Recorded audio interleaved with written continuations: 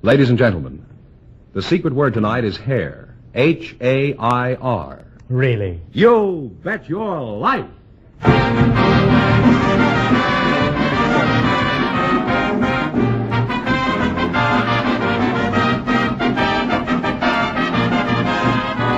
The more than 3,000 DeSoto Plymouth dealers of America present Groucho Marx in You Bet Your Life, the comedy quiz series produced and transcribed from Hollywood. And here he is, the one, the only... Groucho! That's me, Groucho Marx.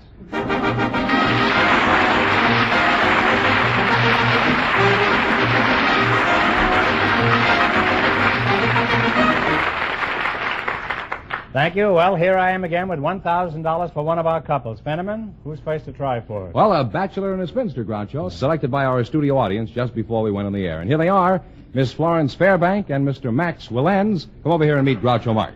Well, let's see this. Bachelor and a spinster, eh? Miss Florence Fairbank, eh? A mighty fine-looking woman, Florence. And Max Willens, that's you, I presume, eh? Welcome, youngsters, for the Welcome, youngsters, for the DeSoto Plymouth Dealers of America. And if you say the secret word, you'll divide $100 in cash. It's a common word, something you always have with you. Miss Fairbanks, where are you from? Richmond, Virginia. Richmond, Virginia. What FFV. FFV, what does that mean? First family of Virginia. Oh, and who was the second family, do you remember? Now, what sort of work do you do, Miss Fairbanks? I'm a hostess. I'll call you Florence, huh? Oh, yes, do. I'm a hostess. You're a hostess? Yes. Where? In one of your exclusive tea rooms. Oh, well, I'm sure it's exclusive if you're the hostess, Florence. And Max, you're a bachelor, eh? Yes, sir. Where are you from, Max? I was born in Vienna. Mm-hmm. You got a very big role on you? How long have you been living in California? Oh, about 10 years now. 10 years, huh? Yes, sir. You like it here? I love it. You miss Vienna? No, I don't. No. Did you miss it when you were there? No. On the contrary, I missed it. I never missed it. In fact, I left it because I wanted to miss it. I see. Well, you make an attractive couple, and as long as you're both in California, you might just as well get married. Max, did you say your name was Max? Yes, sir. Max, yeah. Is it easier to find a wife here than your hometown? No, I think it's easier to find them over there, but it's harder to get rid of them here. That's a very logical answer. Huh? Max, do you have a nickname, or should I just keep calling you Max? Well, they call me Frenchie most of the time. Frenchie? That's because you're from Vienna? That's right. Why do they call you Frenchie? I don't know, my accent. Everybody thinks I'm a Frenchman. I can't speak French. I don't know any French. What sort of work do you do, Max? I'm a cab driver. Mm-hmm. What kind of taxi cab do you drive? I have a cab. There's nothing yellow about the cabs in this town. They'll attack anybody. Huh? Now, tell us something about driving a cab. Have you ever had any unusual experiences on your job? Well, to tell you the truth, almost every experience a cab driver has is unusual. But I could tell you a very interesting story. Well, I wish you would. I haven't told you any. I don't know. That happened to me while I was overseas in the OSS. Mm-hmm. I was living in a hotel there in Mayfair. And, you were really putting it on over there, huh? Yeah, I was a major. Oh. Made a lot of money. So, it was during the time of the bus bombs and those V2s. It was awful. So one Sunday morning I was standing in front of the mirror shaving, and all of a sudden the alert sounded, woo, woo, you know. So, 2 minutes later... Doesn't sound like an alert to me, huh? 2 minutes later, Sounds like a dame passing on the corner.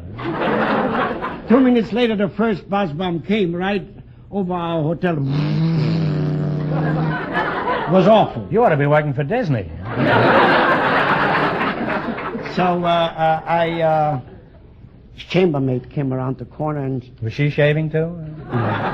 She said to me, with the typical English understatement, she said, "Aren't they a nuisance?" I was scared to death. And she said, "Aren't they a nuisance?" Well, that's charming, I think. Huh? I said, "For goodness sakes, ma'am, why don't you move from here to Scotland or somewhere where there aren't any bombs. And the answer she gave me I'll never forget. She said, oh no, she said, Mr. Hitler is not going to tell me when and where to move. Well, that's wonderful. You know, oddly enough, that was the whole attitude of the British, and it was a great contribution to winning the war. I should say so. Now, let's find out something about you, too. Max, what is your age? I'm 62. Well, you're a very young-looking man, and I'd say you have a very honest meter. How old are you, Florence? Oh, I'm a little younger than he is. Are you sure your meter is as honest as his? Would you doubt it? No, I don't. Florence, how come a charming, attractive, intelligent, sweet girl like you hasn't married before this? Well, I guess I just haven't found the one I was looking for, that Prince Charming. Maybe I've waited. You waited too late. long, yeah?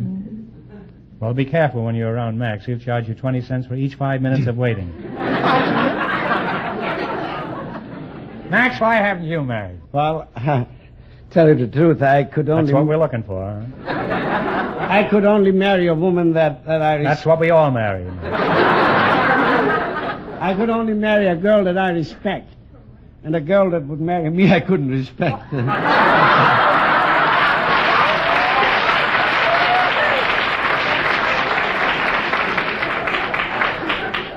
Max, I don't think you're being very fair to yourself. Well... I think you have a charming personality and you seem like a very nice fellow. Remember that the next time I get in your cab. Thank you, sir. Now, Florence, tell me, if you found a handsome, eligible bachelor, would you be interested? I might be. Look at Max. His heart's going buckety, buckety, buckety. Or maybe that's just his meter ticking. And now, in just 1 minute, you're going to play You Bet Your Life for a chance at the $1,000 question. Right now, I want you to listen carefully to what Fenneman has to say.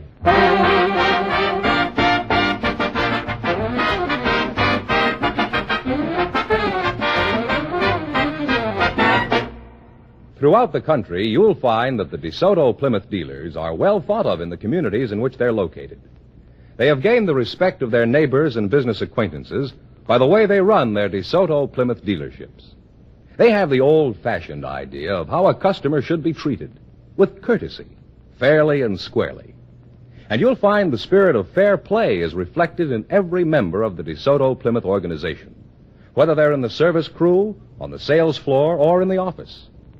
DeSoto Plymouth dealers also get their reputations because of the two superb cars which they handle. The brilliant DeSoto is one of the best engineered automobiles ever built. And it is a long, low car with beautiful lines and the most luxurious interior you can imagine. As you know, all dealers who sell DeSoto also sell Plymouth. So look for these two great names linked together. DeSoto, Plymouth.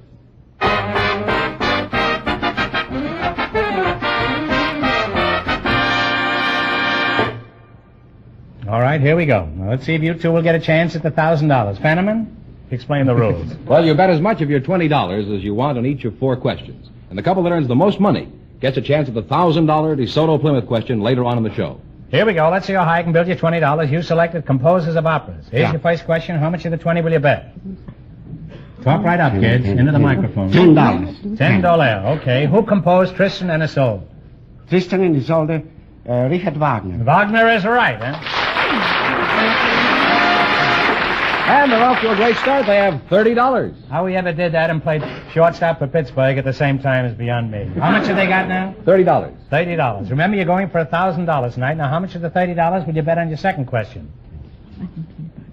25. All right. Who composed Madame Butterfly? Giacomo Puccini. Puccini is right.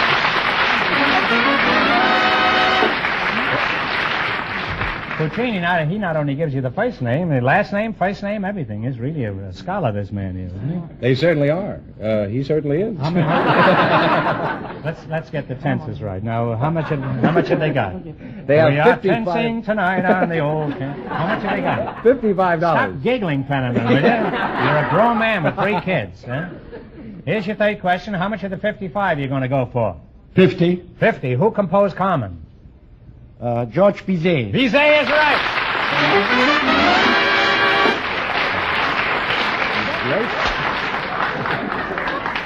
And he was really busy when he wrote that, too. Huh? Well, they're climbing now. How much have they got? $105. $105. Who's your last chance to beat the other couples? How much will you bet? No. All of it. All of it. All of it? What do you want $5 for?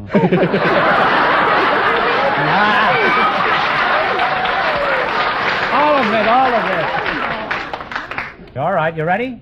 Yeah, I better make it easy. $105? Yeah. Here we go. Who composed Rigoletto? Giuseppe Verdi. Verdi is right. Okay.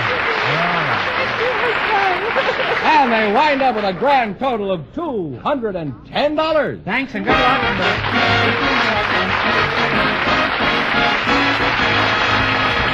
Thanks and good luck from the DeSoto Plymouth dealers. That Max is really a sharp cookie. He knew the place names of everybody. I didn't even know the last name. Oh, Groucho, the secret word is still hair. Okay. We invited some women dentists to the program tonight, and just before we went on the air, our studio audience selected Dr. Ileana Cosby. Her partner is a married man from the studio audience, Mr. Terence O'Brien, and here they come. Folks, come on over here and meet Groucho Marx. Welcome to You Bet Your Life, and if you say the secret word, you'll divide $100 in cash. It's a common word, something you always have with you. Now, let's see. Ilana Cosby, is that right? Ileana. It rhymes with manana. Oh, okay. Are you related to Bing? No, my husband could be because his name is Cosby, and we're always confused. His name is Fairfax.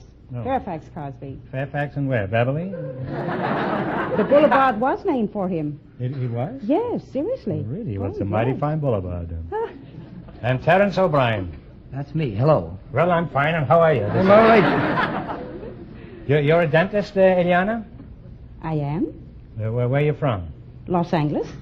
Born here? No, in New York City. New York City? Yes. How long you've lived out here? I came here when I was 3 years old, and that was 25 years ago. Well, you're still in your teens, according to that. And Mr. O'Brien, where are you from? Austin, Texas. Austin, Texas. Huh? How long have you lived up here? Oh, just a little bit shy of a year. Mm-hmm. Well, how come you left Texas? Well, I just want to see what it was like out here. All the money was, rich people. What about those oil wells in Texas? Well, I didn't have any. Now, what kind of work do you do up, Mr. O'Brien? Well, right now I'm a student, going to school. Oh, you're just a boy, huh? That's all, just a kid. How old are you? 32. You must be pretty near through high school by this time. No, I'm going to school out here to learn something more, you know. I finished high school. I'm going to UCLA. Mm-hmm. Some of my boys are here. No, those are girls from USC. What do you contemplate doing when you get discharged from college? I mean, do you have any particular profession you're going after? Or? No, I haven't decided yet. Well, I think by the time you get to 50, you ought to come to some conclusion. Now, Mrs. Cosby, aren't women, Doctor? You can call me Doctor, too. Huh? Oh, certainly. I was a doctor in a couple of movies I made. Matter of fact, I had a doctor of the movies after I got through with it. Aren't women dentists quite unusual? No, there are about 20 in Los Angeles alone. Well, if they're alone in Los Angeles, they're a lot better off than if they knew somebody. Mr. O'Brien, you're a married man? Definitely. Really married. You have any children? I got 2. Well, what are their names? Well, the oldest boy, 3 years old, is Michael O'Brien, and the youngest is 18 months, and he's Dennis Terence O'Brien. He's a dentist, and he's 18 months? How did you meet your wife, Mr. O'Brien? Well, it was, I'm Irish, and my wife was Irish, Dugan, and we were having a St. Patrick's Day party, and some of the boys were there, Shanahan, and Donahue, and a couple of the others, and... Nobody named Schwartz? And a friend of mine, Floyd Shanahan, we went out in the kitchen there and got in the batter, and we put a little bit of grog in it, just for the joke of it. And it seemed like the cakes didn't raise up right when they were baked. And my wife-to-be, she found out that I was the one that did it. She was the one who was baking the cake, and the cake flopped so bad, and So she slung it. I caught it. She threw the cake at you? She sure did. She says, if I knew you were coming, I'd have thrown a cake. Is that right? And then that was... Well, I realized the next day after I got well that... What do you mean, you... I was ill. The cake was hit me kind of hard. So I had a little headache, and I get better later on, and I realized it was kind of a nasty trick, so I went back and told her I was sorry. And why were you she sorry? never I don't went back. understand this. She threw a cake at you, and it hit you in the face? Well, she... that's right, too. I hadn't thought about that. I'd have it out with her if I were you, huh? Kids or no kids, huh? Now, Mrs. Cosby, what advice do you have for saving teeth, Doctor? Proper brushing of teeth, good nutrition. Excellent nutrition is one of the first things to pay attention to. The lack of emotional tension, and seeing your dentist, of course, quite frequently. How often? At least twice or 3 times a year. I see my dentist every week. He's going with my daughter. It's not helping my teeth any. As a matter of fact, it's not helping my daughter any.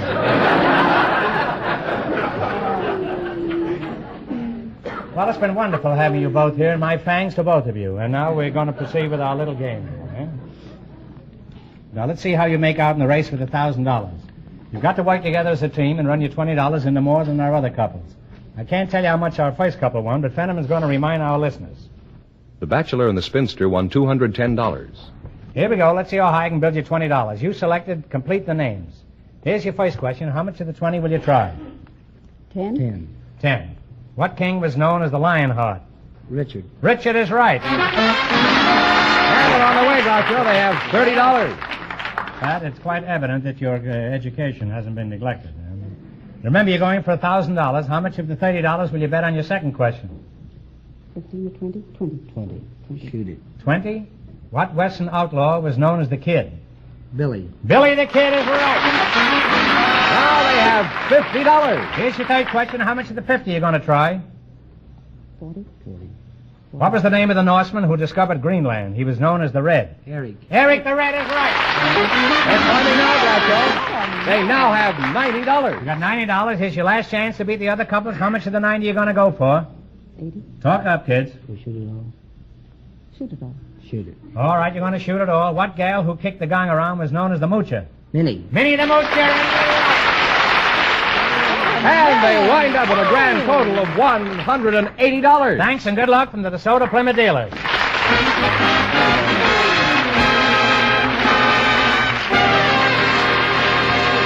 Well, Groucho, the secret word is still hair. Here. Hair. We invited some deputy sheriffs to the program tonight, and just before we went on the air, our studio audience selected Audrey Lair. Her partner is a symphony conductor, Professor Peter Meremblum. And here they come. Folks, come on in here and meet Groucho Marx. Welcome for the DeSoto Plymouth dealers, and if you say the secret word, you'll divide $100 instantly. It's a common word, something you always have with you.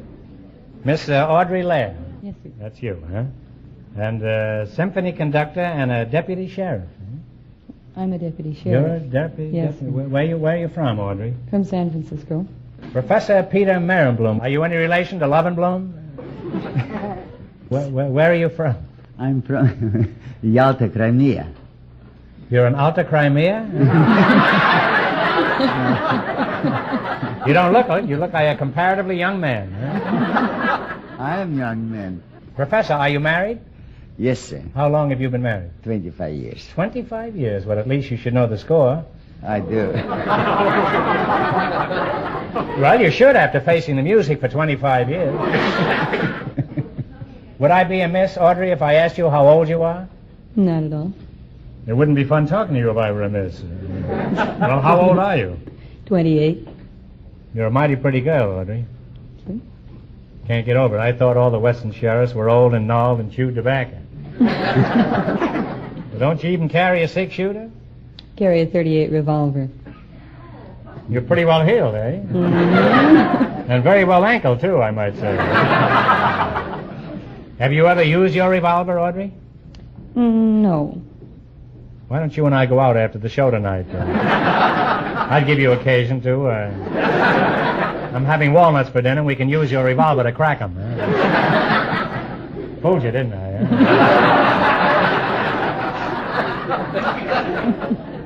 You thought I went off half-cocked there, didn't you? Now, Sheriff, what do you do in your job? Do you ride a horse and catch bank robbers? No, it's the supervision and protection of the female inmates in the county jail. Oh, well, if they're behind the bars, what do they need protection for? From themselves, from each other. Sometimes we get some pretty wild ones. Well, while you're about it, could you save me a wild one?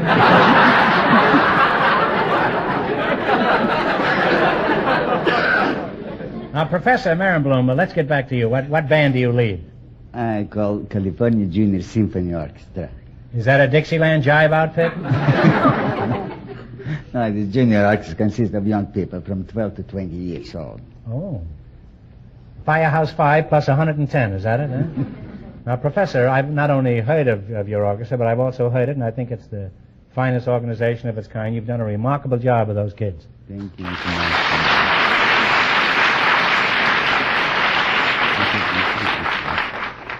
Do you have a professional name like Hot Lips Merenblum? Sometimes they call me Pied Piper of Hollywood. The Pied Piper? You mean all these kids are little rats?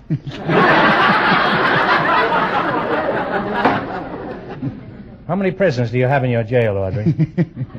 Pretty close to 200.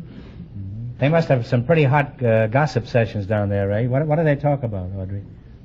Oh, pretty much the same thing that men do. They ought to be ashamed of themselves. Sheriff, tell me, do men ever try to flirt with you? Yes. Even if you're wearing a uniform? I guess it doesn't make any difference whether I have my uniform on or not. Oh, I think it would make some difference. I recommend that you at least... Well, thanks to you two, I know all about music, and someday we must get together and sing the prisoner song. Now you're going to play You Bet Your Life. You beat our other two couples, and you'll get a chance at the $1,000 DeSoto Plymouth question. I can't tell you how much our other couples won, but Fenneman's off stage to remind our listeners. The bachelor and the spinster are still ahead with their $210. Here we go. Let's see how high I can build you $20. You selected uses of money. Here's your first question. How much will you bet? Talk up. 10? 10 is all right. $10. What do you call money taken by the government March 15th? Income tax. Income tax. Well, we're on the way. That isn't what I call it, but no matter, huh? They have $30 now. Remember, you're going for $1,000 tonight. Now, how much of the 30 will you bet on your second question? All right. 20. All right. What do you call money you pay for speeding? Traffic fines. Fines is right.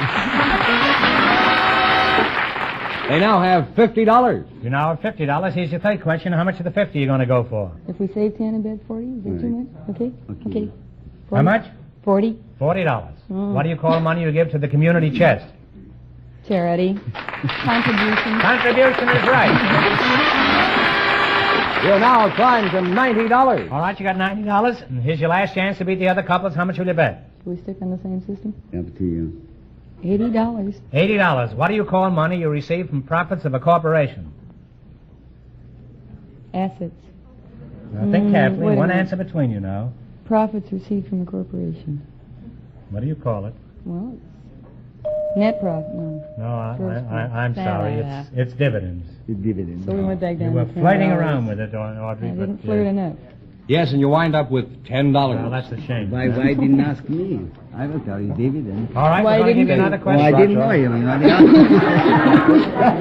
Groucho, I have an extra question here. I think we should let them go home with a little more than $10. All right, we're going to give you special one more question. If you get it right, you win $10. Now, think hard now. No help from the audience. Who wrote Beethoven's Fifth Symphony? Beethoven is right. But they still wind up with an actual $10. From offstage, we are told that Mr. Marenblum said that he knew that answer. I knew that, but I thought it is privilege of lady to answer. You see. Well, for being such a polite fellow. Well, I lost so much money in stock market, I know, but it's different. No, here we go. All right, now wait a minute. Now, what do you want, Professor? Do you want the question again about Beethoven, or do you... That I know. All right, you're going to leave your bet the same. $80? Here we go. What do you call money you pay when you're kidnapped? Can I answer? Yes, yes. Ransom. Ransom? Ransom is right. And they wind up with a grand total of $170. And that means the bachelor and the spinster with $210 get the chance at the DeSoto Plymouth Big Question.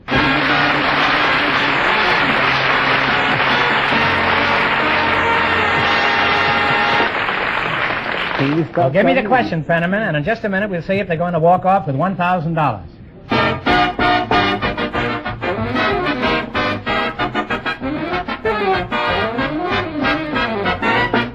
If your car doesn't operate smoothly and efficiently day after day, well, you need the kind of service that DeSoto Plymouth dealers pride themselves on being able to give.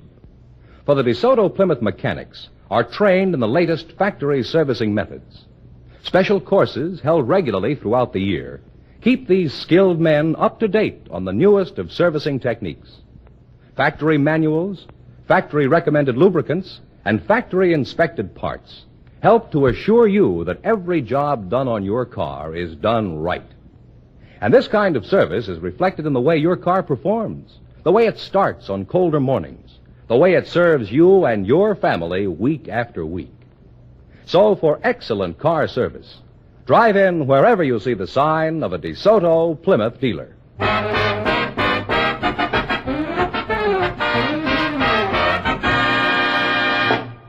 See you later, Audrey. And here's the bachelor and the spinster, our winning couple. It was the last thing I ever did. All ready for the DeSoto Plymouth $1,000 question. All right, here we go for $1,000. I'll give you 15 seconds to decide on a single answer between you, so think carefully and please, no help from the audience. Here it is. When Abraham Lincoln was assassinated, he was watching a play in Ford's Theater. For $1,000, what was the name of that play?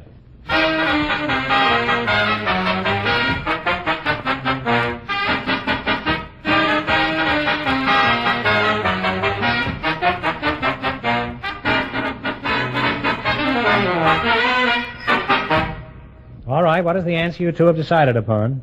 We don't know. No. Well, I'm sorry, but that is not the answer. The answer is our American cousin. That's the correct answer, so that means the big question next week will be worth $1,500. Well, you lost the big money, but you won how much? Well, these people won $210. $210 in the quiz. Congratulations, and thanks to both of you, and to all of our contestants on the show tonight. Thank you.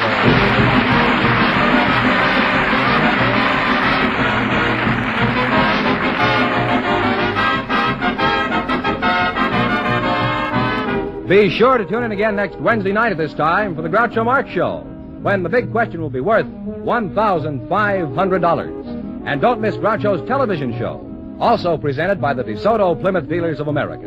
And remember, all dealers who sell DeSoto also sell Plymouth. Two great cars, both products of the Chrysler Corporation. And when you drive in, tell them Groucho sent you. Good night, folks, and remember, just be sure to see your DeSoto Plymouth dealer.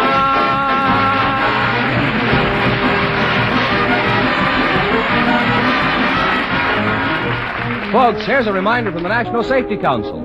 Twilight reduces visibility. Reduce your speed accordingly. You Bet Your Life, transcribed from Hollywood, is produced by John Goodell, directed by Robert Dwan and Bernie Smith, music by Jerry Fielding. This is George Fenneman, signing off for the more than 3,000 DeSoto Plymouth dealers from coast to coast.